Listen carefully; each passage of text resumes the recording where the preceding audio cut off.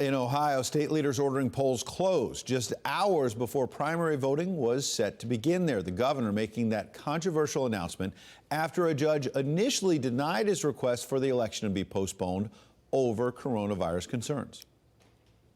You should not force them to make this choice. A choice between their health and their constitutional rights and their duties as American citizens. Ellison Barber is live in Columbus, Ohio with the latest. Good morning, Ellison.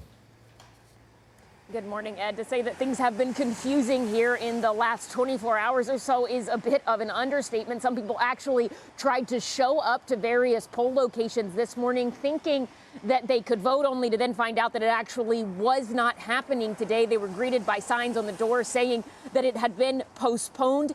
Yesterday, Governor Mike DeWine said in order to protect the health of Ohio voters, they needed to postpone in-person voting. He said that he didn't have the legal authority to make that change, so his office filed a lawsuit to ask the courts to approve a delay on the in-person vote and extend absentee mail-in voting until June 2nd.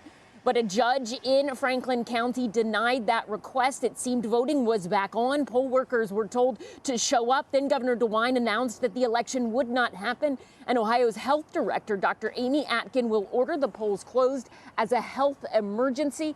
And he said this, quote, Secretary of State Frank LaRose will seek a remedy through the courts to extend voting options so that every voter who wants to vote will be granted that opportunity. We just spoke to that man, Ohio Secretary of State Frank LaRose. He told us that he is now preparing for legal challenges, but he says he is confident that the decisions made in this state are legal, and he says they acted as quickly and decisively as they could.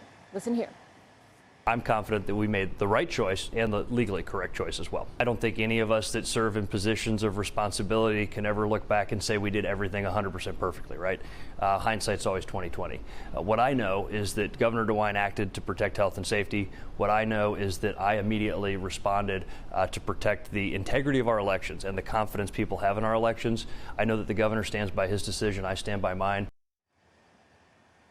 And the Secretary of State is now urging voters in this state to go online to voteohio.gov and register for those mail-in ballots. Ed? All right, Ellison Barber, thank you.